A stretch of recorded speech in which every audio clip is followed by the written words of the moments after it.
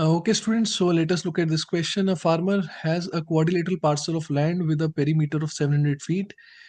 Two opposite angles of that parcel of land are right angles, while the remaining two are not. The farmer wants to do organic farming on that parcel of land. Cost of organic farming is rupees 400 per square foot. Consider the following two additional pieces of information.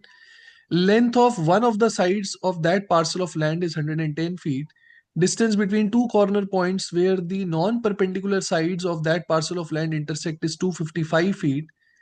To determine the amount of money the farmer needs to spend to do organic farming on the entire parcel of land, which of the above additional pieces of information are minimally sufficient? देखिए basically data sufficiency का question है, तो पहले हम हमेशा ये check करेंगे क्या इंडिविजुअली स्टेटमेंट्स सफिशिएंट है या नहीं है क्वेश्चन को आंसर करने के लिए. If they are not individually sufficient, only in that case we'll combine both the statements to see whether now they are sufficient to answer the question or not. अब पहले देखें निकालना क्या है. हमसे पूछा गया कि कॉस्ट निकालनी है, total cost, right, to determine the amount of money. तो टोटल कॉस्ट निकालनी है और cost per square foot is 400. तो बेसिकली मुझे एरिया चाहिए. अब मुझे ये देखना पड़ेगा क्या गिवन इंफॉर्मेशन से मैं एरिया निकाल सकता हूं या नहीं निकाल सकता हूं. Basically you need to figure out क्या आप एरिया यूनिकली डिटरमाइन कर सकते हैं कि नहीं कर सकते हैं. मतलब एग्जैक्ट एक आंसर आना चाहिए. अगर एक से ज्यादा पॉसिबिलिटीज आ रही है, that means statement is not sufficient. तो पहले मैं सिर्फ स्टेटमेंट वन को यूज करूंगा, using only statement one. So let's draw a quadrilateral. ठीक है, दो एंगल्स ऑपोजिट 90 डिग्री गिवन है, तो let's assume this angle to be 90 and this angle to be 90. Diagonal बना लेते हैं, क्योंकि डायगोनल ये वाला बनाऊंगा ना तो उससे हमें दो राइट एंगल ट्राइंगल्स मिल जाएंगे, एरिया कैलकुलेट करना आसान हो जाएगा. Now we are using only the statement one. 110 feet एक साइड गिवन है, तो ये 110 है. और इसके अलावा सिर्फ हमें ये पता है कि पेरीमीटर 700 है. क्या मैं इससे यूनिकली एरिया डिटरमाइन कर सकता हूं कि नहीं कर सकता हूं? पहले मैं आपको बताता हूं कि स्टेटमेंट वन सफिशिएंट क्यों नहीं है. Late me give you an example. अब अगर मैं कोई दूसरी साइड एज्यूम कर लूं, अब ऐसा है नहीं, मैं एज्यूम कर रहा हूं. मान लो मैंने इसको 250 मान लिया. तो अगर मैंने 250 मान लिया, कहने से डायगोनल का स्क्वायर अगर मैं पाइथागोरस थ्योरम लगाऊं, तो डायगोनल का स्क्वायर विल बी 110 का स्क्वायर प्लस 250 का स्क्वायर. ये डायगोनल का स्क्वायर होगा. बाकी दोनों साइड्स को लेट से मैंने एक्स और वाई मान लिया. तो मैं ये भी तो कह सकता हूं, अगर मैं नीचे वाले ट्राइंगल में पाइथागोरस थ्योरम अप्लाई करूं, आई कैन से डायगोनल का स्क्वायर विल ऑल्सो भी equal to x square plus y square. Students, तो ये मेरे पास एक इक्वेशन आ गई कि x square plus y square is equal to 110 का स्क्वायर प्लस 250 का square. Because I know the perimeter 700, कहने से I can calculate the value of x plus y as well. तो देखिए एक्स प्लस वाई कितना आ जाएगा. 700 में से अगर मैं 360 कम कर दूं, so I get x plus y as 340. अब आप देखिए आपके पास दो इक्वेशन है, दो वेरिएबल है, आप दोनों की वैल्यूज निकाल सकते हैं. लेकिन मैं एक्स और वाई की वैल्यू तब निकाल पा रहा हूं जब मैंने 110 के अलावा एक साइड को कुछ एज्यूम किया है. Then I am able to calculate the other two sides as well.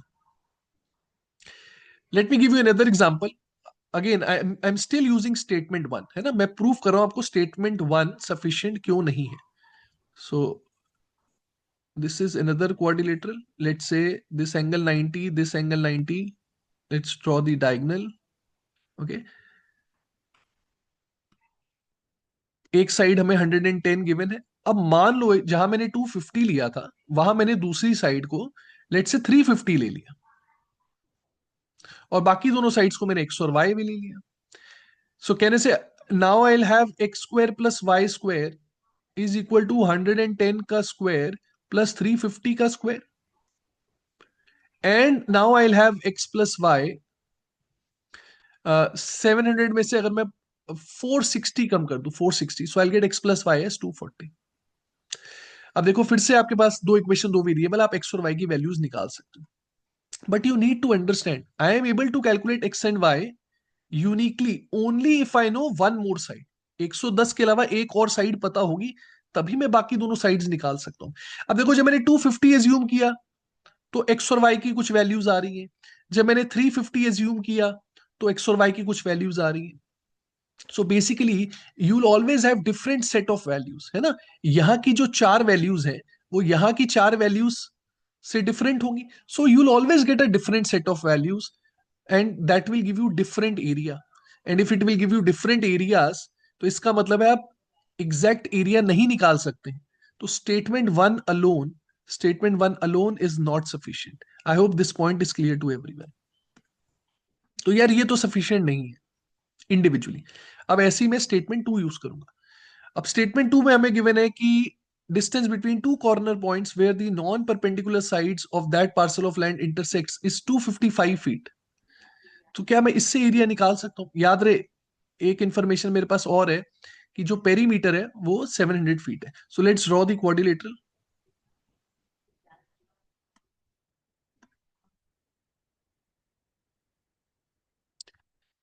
ये एंगल 90, ये एंगल 90, और स्टूडेंट्स हमें गिवन है 255 feet. This diagonal is given 255.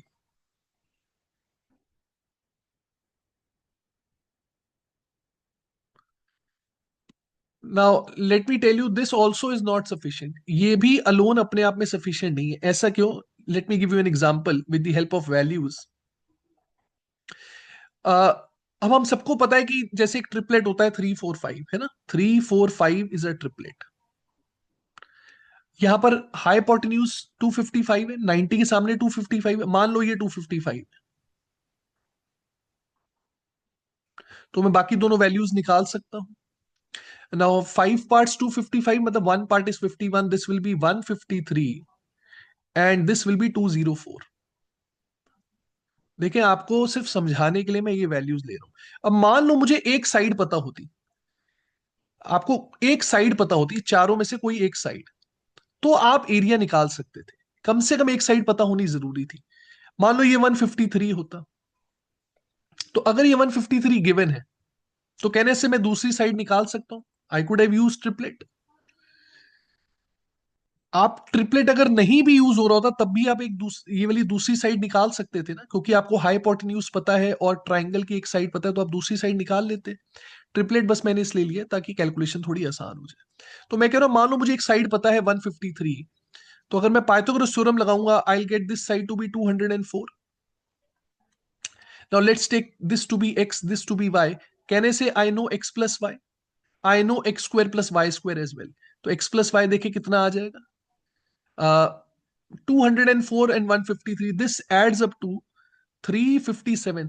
357 यार अगर मैं 700 में से कम कर दूं, so I will get 343. And student you can see I also know x square plus y square which is equal to 255 का square. Now you can calculate the values of x and Y.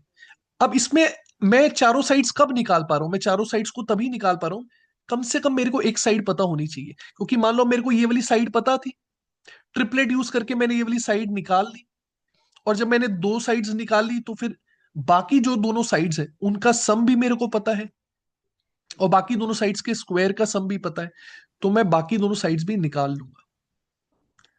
लेकिन अब आप खुद देखें कि ये set of values भी बार बार change होती जाएंगी ना. ये तो मैंने 153 एज्यूम किया, उससे मेरी बाकी तीनों साइड्स भी आ गई. Now let me give you another example.